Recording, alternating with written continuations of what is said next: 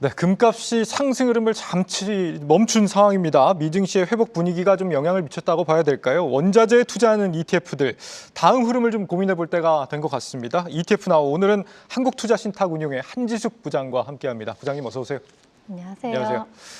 네, 금값이 최근에 진짜 정말 가파르게 오르다가 요 며칠은 좀 주춤한 그런 상황이거든요. 미 증시가 이제 증시 아니면은 뭐 달러가 좀 불안할 때 안전자산으로 갔다가 다시 회복되니까 금값도 좀 조정을 받는 이런 그림이 아닌가 싶어요. 어떻게 보세요, 부장님? 네, 우선 지난해 미국 빅테크를 수식했던 파죽지세라는 표현이 이제는 금에 붙을 정도로 금값의 상승세가 엄청나게 이제 커지고 있는데요. 예. 이러한 금을 살펴보면 지난 23일 온스당 3,500달러를 돌파했고 현재는 한 3,260선으로 다소 조정을 받은 상황이긴 합니다. 예. 그럼에도 불구하고 이제 금을 여전히 상승한다라고 지지하는 의견들이 많은데요.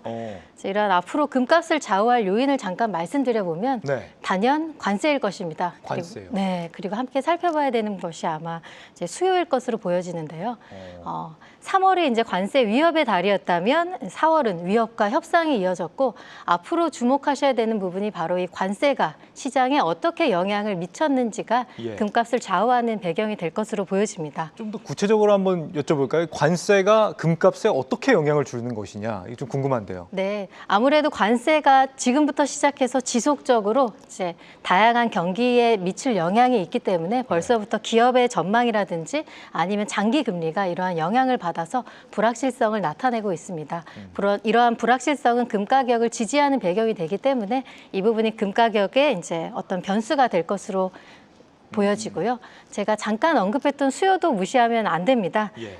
이러한 금 가격을 지지하는 배경에는 수요가 강력한 요인이 되기 때문에 여전히 미국의 어떤 재정 적자 우려라든지 또는 불확실성 그리고 중앙은행의 금의 매입 이어지는 금융투자 상품에서의 수요 역시 금 가격의 어떤 방향을 결정하는 데에 적지 않은 영향을 줄 것으로 보여집니다. 그러면은 미국의 최근에 6월까지 계속 이어진다고 하는 부채 한도 협상이라든지 미국 내부의 어떤 좀 불확실성이 증폭되면 금의 가치는 더 올라갈 수 있다 이렇게 보신다는 거죠? 네, 맞습니다. 알겠습니다. 금 ETF 얘기를 좀 해보겠습니다. 이 다양한 좀 투자 방법이 있다고 들었어요. 우리가 금에 투자하는 방법은 다양하다고 알고 있는데 금 ETF 안에서도 또 굉장히 다양하다는 거죠? 네, 맞습니다. 국내에 상장된 금 ETF는 크게 4가지로 나뉘는데요. 네. 이제 화면을 통해서 제가 정리를 좀 해봤습니다. 예. 금은 크게 이제 금 현물에 투자하는 실물형, 그리고 골드 선물에 투자하는 선물형, 그리고 레버리지나 인버스에 투자하는 파생형, 그리고 옵션 전략을 활용한 커버드콜까지 총 4가지로 상품이 상장되어 있습니다. 네, 어떻게 다른 건지 모르겠네요. 네, 먼저 좌측의 실물형과 선물형을 먼저 살펴보겠습니다. 네. 금에 투자하는 가장 쉬운 방법은 금 현물을 실시간으로 거래하는 것일 텐데요. 이때 거래하는 금 현물은 진짜 금이어야 될 겁니다.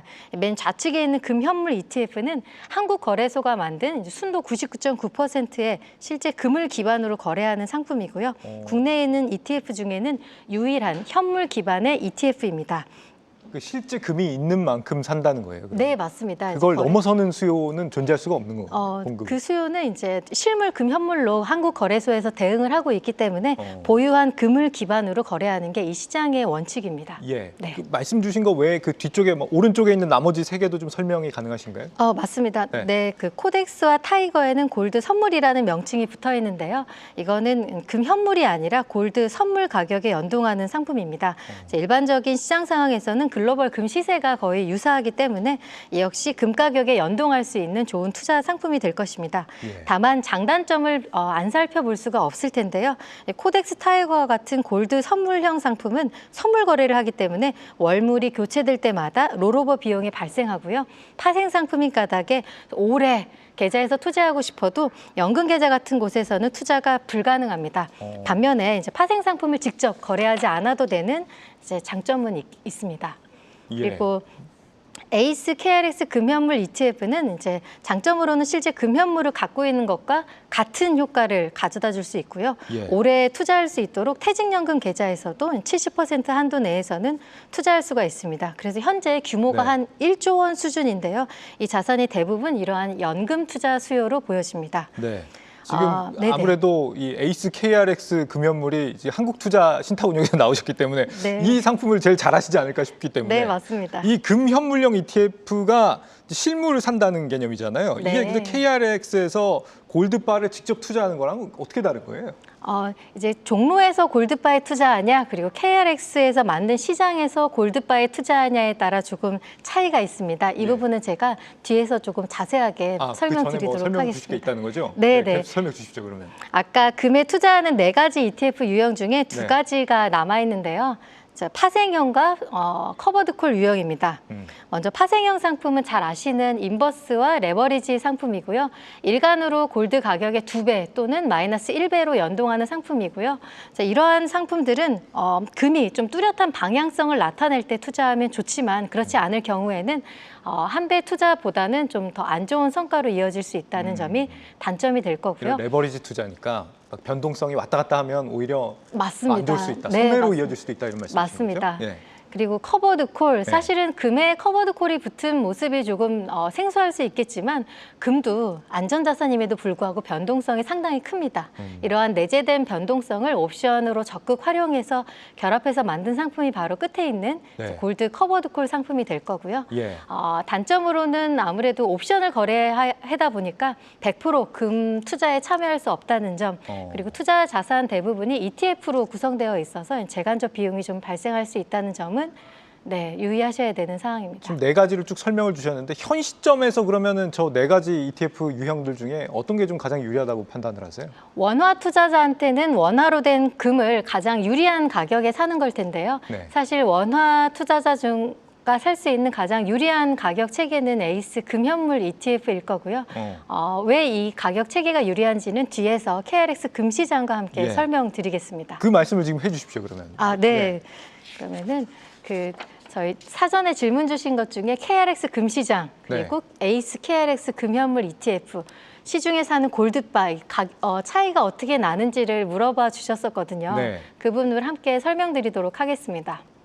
설명 주십시오. 네, 요즘처럼 이제 정보가 넘치는 이런 시장에서 금을 살 때 가장 유리하고 쉽고 또 이왕이면 유리한 좋은 가격에 살 수 있는 방법이 반드시 금은방이다라고 알고 계시면 조금 안타깝습니다. 오늘 이 시간을 통해서는 금 현물에 투자하는 가장 유리한 가격 체계가 있다는 거를 좀 아셨으면 하는데요. 제일 좌측에 있는 KRX 금 시장이 바로 금 현물 시장에서 가장 유리한 시장이 됩니다. 한국거래소에서는 2014년에 좀 오래되긴 했는데 아무래도 금 가격은 지금 주목을 받으니까 지금 다시 좀 사람들 사이에서 이제 언급이 되고 있는데요. 이 시장은 부가가치세가 면제되는 시장입니다. 그래서 종로에서 금을 거래한다면 10% 부가가치세, 그리고 세공비, 그다음에 뭐 다양한 디자인비 또는 감정비를 포함한 가격으로 거래를 하시게 될 텐데요. KRX 금 시장은 이러한 비용이 없습니다. 그냥 금 현물 그 실물 순 가격만으로 거래를 하게 만드는 시장이고요. 또 증권사 계좌에서 저 KRX 금 시장에 뭐 투자하고 싶습니다라고 서류를 보내서 하는 게 아니라 그냥 신청 계좌 버튼만 눌러서 주식처럼 거래하시기 편하도록 다 이제 세팅이 되어 있습니다. 그렇기 때문에 가장 쉽고 실시간으로 좀 유리한 가격으로 거래할 수 있는 시장이 바로 KRX, 네, 맞습니다. 금 시장입니다. 당연히 금융사들은 이러한 좋은 시장을 연동하는 상품을 안 만들어낼 수 없었을 거고요. 옆에 있는 에이스 KRX 금현물 ETF가 이 금시장에 연동하는 유리한 가격 체계를 갖는 상품 시장을 ETF로 만든 상품입니다. 다만 이제 KRX 금시장과 에이스 ETF는 그 형태가 다릅니다. 하나는 거래소에서 거래되는 이제 금이고요. 하나는 ETF라는 금융 상품이기 때문에 금융 상품은 매매 차익의 배당 소득세 15.4%가 발생한다는 점이 차이고요. 그렇기 때문에 이제 금시장에서의 거래가 부가가치세도 면제되고 배당 소득세도 없는 가장 유리한 시장일 거고요. ETF는 유리한 게 없는 겁니까? 그럼? 아닙니다. 그런데도 불구하고 에이스 ETF로 몰린 배경은 아무래도 이제 세제 이연이 되는 연금 계좌에서의 활용은 충분히 과세 이연 효과를 보고 투자할 수 있기 때문에 지금 에이스 KRX 금현물 ETF 수요는 대부분 퇴직연금과 같은 절세 계좌를 통해서 이루어지고 있습니다. 네, 사실 이 투자자들 입장에서 접근성이 또 중요한 부분 아니겠습니까? 주식 투자하신 분들한테는 아무래도 ETF가 가장 좀 접근성이 좋지 않을까 이렇게 생각을 해봅니다. 시간이 없어서 오늘은 여기까지 해야 될 것 같습니다. 네. 한국투자신탁운용 한지숙 부장과 살펴봤습니다. 부장님 오늘 말씀 잘 들었습니다. 감사합니다. 계속해서 다양한 경제 이슈를 알고 싶다면 구독과 좋아요, 알림 설정 부탁드립니다. AI 캐스터 권미정이었습니다.